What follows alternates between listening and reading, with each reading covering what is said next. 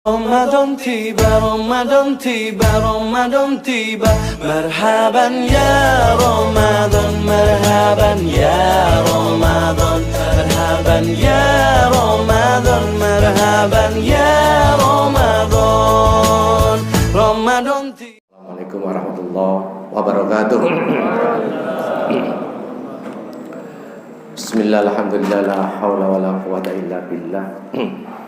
Hadirin, Bapak, saudara, jamaah sholat Isya, kita sambung dengan tarawih, diakhiri dengan witir yang dirahmati oleh Allah.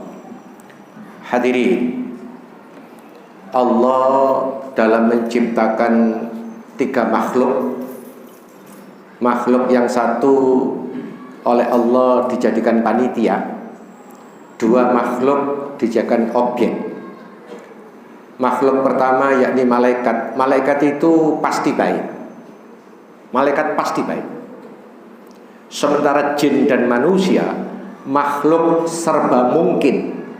Mungkin baik, mungkin jelek. Persoalannya adalah jin itu punya biang kerok, mbahnya namanya Abul Jan. Namanya Abul Jan.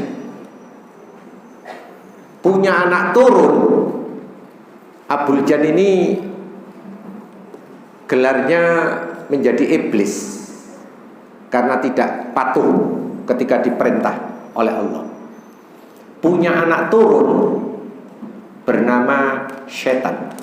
Setan itu semakin jauh dari tuntunan ilahi. Kullu atin mutamarrid, setiap yang melampaui batas itu setan. Setiap yang semakin menjauhkan diri dari rahmat ilahi itu setan. Dari mana bahan bakunya? Minal jinnati wan nas, dari jin dan manusia. Jin selalu didahulukan karena ciptaannya lebih dulu dari manusia. Begitu.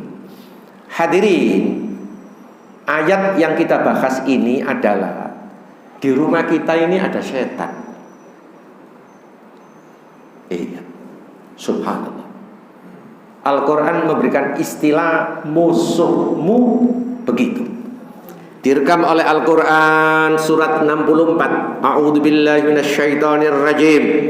Ya ayyuhalladzina amanu inna min azwajikum wa auladikum aduwwan lakum. Wahai sekalian orang yang dirimu mengaku beriman, bahwa di dalam pasangan hidupmu,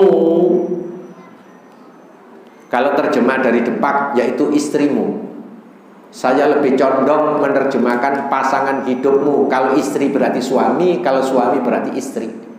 Wahai sekalian orang yang mengaku dirimu beriman, pasangan hidupmu dan anakmu aduwwan lakum, musuhmu. Lo musuh, si ngomong Quran.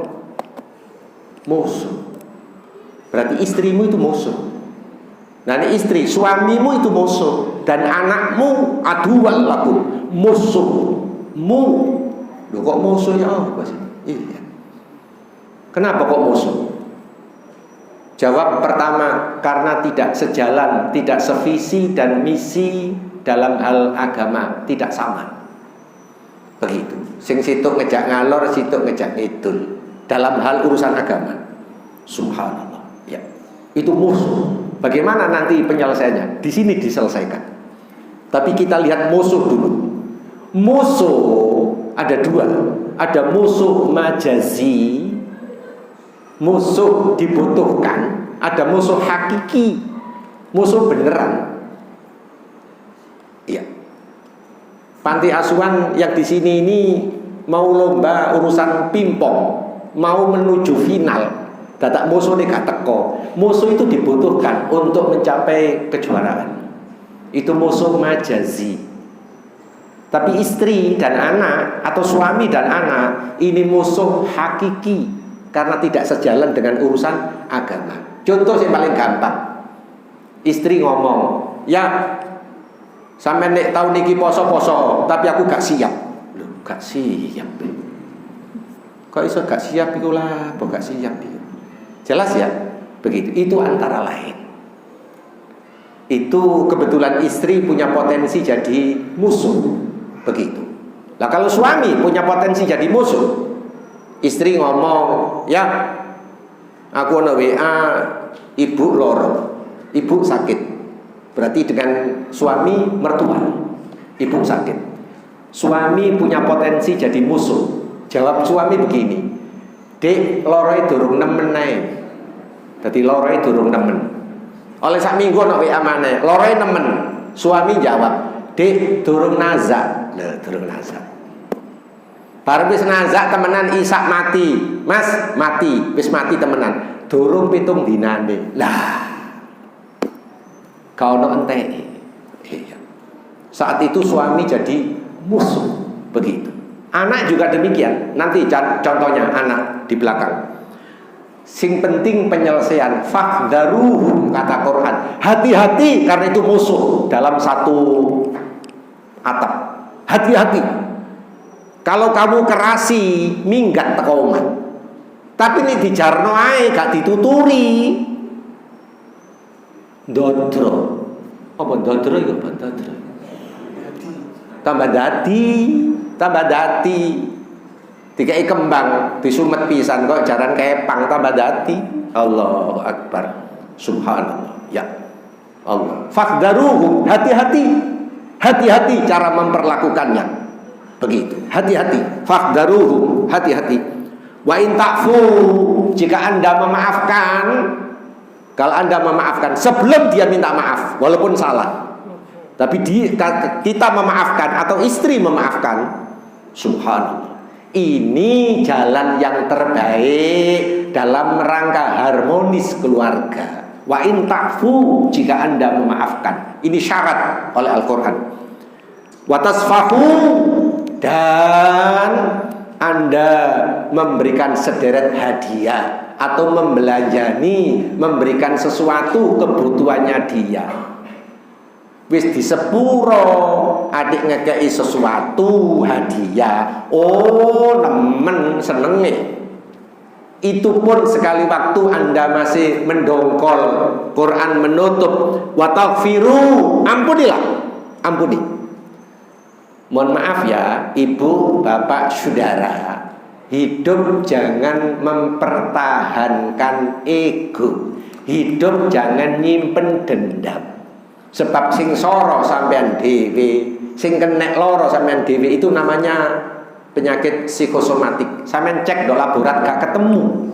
Gak ketemu. Wong mangkelan itu sampean cek do laborat gak ketemu. Gak ketemu. Kecuali kamera dibanting ngono ae ya. Allahu Akbar. Subhanallah. Sebab Allah punya semboyan. Fa innallaha ghafurur rahim. Sesungguhnya Allah Maha Pengampun lagi Maha Penyayang. Takhallaqu fi akhlaqillah. Berakhlaklah kita sebagaimana Allah berakhlak. Kalau Allah Maha Pengampun, nah kenapa kita sebagai suami atau sebagai istri kok nyimpen dendam? Kan gak bener ini. Tuh antara lain. Tuh ya. Baik. Malam hari ini saya ungkap 2 saja. Saya masih ada jadwal 1 lagi. Berikutnya nanti harta. Terakhir anak. Anak juga dikatakan musuh. Yes. Bahkan diulang oleh Al-Quran dalam ayat yang hampir bersamaan 2 kali untuk anak. Pertanyaan, saya yang jawab. Pertanyaan, kalau anak kandung diulang 2 kali, sementara istri atau suami hanya sekali, di mana letak beratnya anak? Anak, mohon maaf, tidak kalah nakalnya daripada anak maratuwa. Sapa anak maratuwa itu sapa? Sapa? Bojo-bojo. Jangele. Istri. Kalau istri berarti suami. Quran menyatakan musuh. Tapi hati-hati. Sebab itu sudah menjadi satu kesatuan sistem. Anda perlakukan dengan baik-baik. Begitu. Nek nyeneni ojo di depan umum. Nanti malah tambah rubran. Sekarang anak diulang 2 kali sama Quran. Why? Mengapa?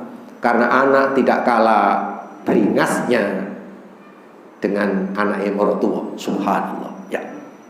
Subhanallah. Kenapa sih kita punya anak dan cucu itu kok angel luar biasa? Mohon maaf, jangan nyalakan mereka dulu. Kita sering tidak memberikan uswah hasanah, contoh teladan yang terbaik. Contoh teladan yang terbaik. Begitu. Itu tolong, tapi contohnya banyak. Tolong jenengan nat masing-masing. Opo hari iki kok gak manut? Sebab bapak dan ibu sering atau paling ndak pernah memberikan contoh teladan yang kurang baik.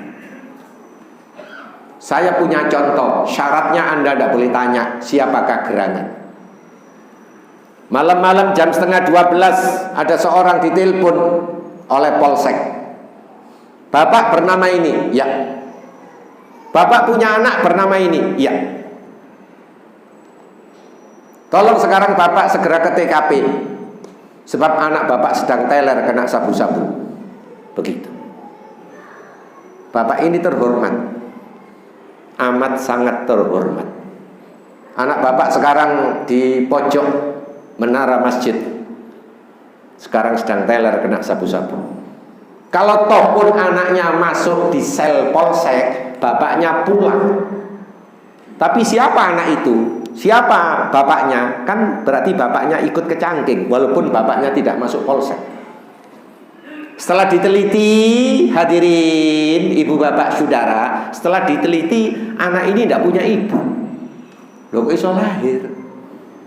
Maksud saya adalah ibunya ikut partai. Kalau rapat sampai jam 2 malam baru pulang. Sementara Pak Natalis, tugas seorang ibu, seorang istri di rumah, 1, menjaga harta benda suami, 2, ngurus anak. 2 itu tugas utama seorang istri. Sementara istri kita ini pulang sampai jam 2 malam, itu pun sampai rumah belum tentu subuh, sebab mobil di starter cekak greng, gak jalan. Apa gak jalan? Bensin entek. Wong ketua partai bos bensin entek lho, wis sangat gak mungkin. Cek jeng, akhirnya sobat sangat tidak. Mobilnya baru seminggu sik kereyan. Jawabnya tunggal. Pas neleng gak dioper, keliru dengkul. Akhirnya istrinya ini suwe-suwe ditodol karo ketua partai. Matur nuwun. Assalamualaikum warahmatullahi wabarakatuh.